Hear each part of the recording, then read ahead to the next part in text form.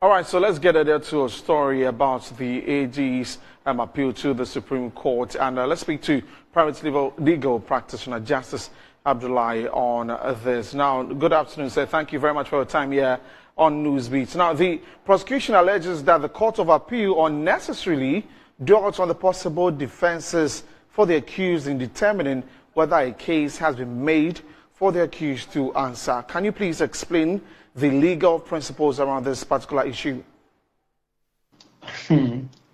This is thank you so much for having me. So, really, when a person files an appeal, you can file an appeal on the grounds of maybe some factual. You can file based on factual grounds that you think the judges misdirected themselves and so were influenced by the facts erroneously to deliver the kind of ruling they did. And then also, of course, on the legal grounds, where you probably would say that, once again, they erred in either their appreciation or interpretation or application of a particular law. And for that reason, and on the basis of that, the decision went against you.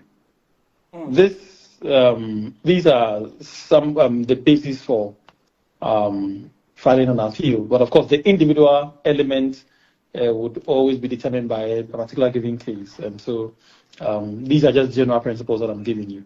And so now, having said this, in respect to this particular case, what the AG is essentially saying is that looking at the entire circumstances of the case, they are of the opinion that the court ought to have looked at the case from the two sides, from both the accused perspective and from the defense angle.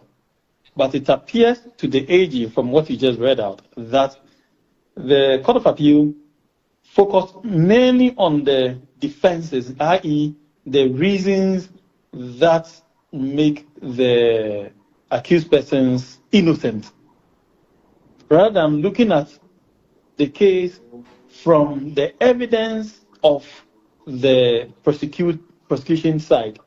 In other words, because the defendants have not filed their defenses or have not even defended the matter yet, it is wrongful for the Court of Appeal to focus on that as a basis for coming to the conclusion they came out with.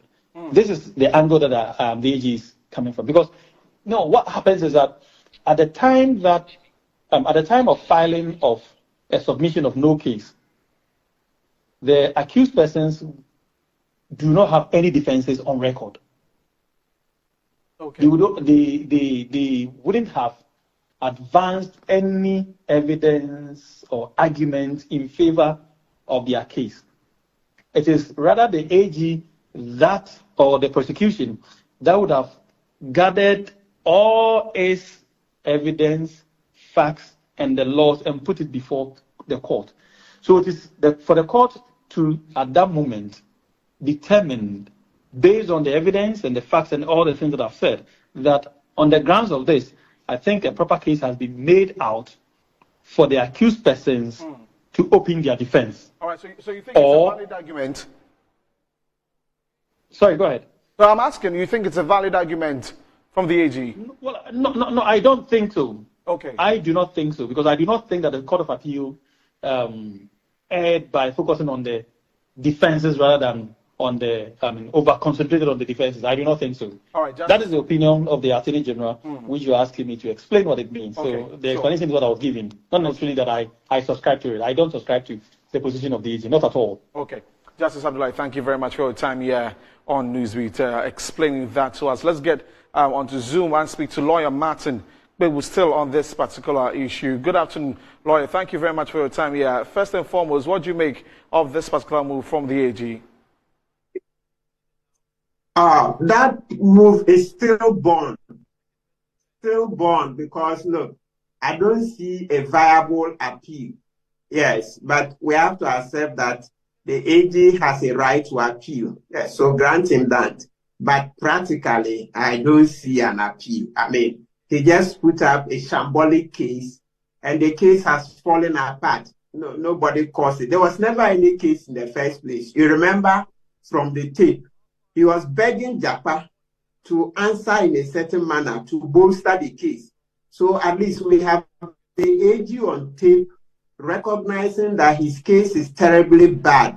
And so he's begging Japa, the third accused, to bolster his case by answering in a certain manner. That, for me, tells you the whole of the case that the AG put. He was just trying to do a political witch hunt. They just wanted to witch hunt Ato Forson, etc. And the tape is there. You hear in the tape, he says he's under pressure. That's the pressure that they've explained that came from President Kufuor, that they want to do this political vendetta, witch hunt Ato Forson. Once he's jailed, then they can go and do a by-election in Ato Forson's constituency. And all of that is come apart. Okay. So that's the story. But I don't really see any viable appeal. No. This is shambolic. You see, the Attorney General has to be very careful. Look, at this rate, what he should be concerned about is that he has to get us the money or get Big C to come and sort out the repairs, etc. Because he, Godfrey Dami, says that we didn't get value for money. So either they should clear the goods and then let Big C come and do the fixing and everything, or he should collect the money. Otherwise, next year by this time, I would long have petitioned for Godfrey Dami himself to be prosecuted. Yes, so he should be aware. We are sending him notice that he sorts this case out, or he himself next year, he will never find peace until this thing is sorted. Look, I will petition the Attorney General, the new Attorney General, will go on demonstrations, will do everything that it takes to hold Godfrey Dami accountable if he doesn't ensure that the ambulances are either fixed and come to serve us, or we get the money. You remember Big C offered to pay the money. So he has two options. As for the appeal, I don't see a viable appeal, though it is his right. But listen, Dami will not even be there to prosecute this appeal. You know, right now we're on legal vacation. We will come in October. Now, there are many cases, hundreds of cases ahead of this appeal. I have clients in custody. They are in jail. Okay. Their cases are more important than this one because their freedom is being curtailed. So I don't see how Godfrey Dami will get his appeal ahead of my cases in the Supreme Court, because these people are in Nsawam. They are suffering. Also, I expect that the Supreme Court will hear me before hearing Godfrey Dami. And the elections are just around the corner. Yeah. Listen, touch wood. Even if Godfrey Dami's party was to win, he will never be retained as AG. Not with the embarrassment he's embarrassed as the way he's been caught on the tape, begging a witness to answer in a certain manner, telling the witness to go and fabricate evidence, medical, excuse duty, etc. Okay. Touch wood, even if his party wins, he will never be retained. So he will not be there to prosecute this appeal. That's why it is more sensible that he goes to look for either the money or make sure that they fix the ambulances. All right. Thank you very much for your time this afternoon, lawyer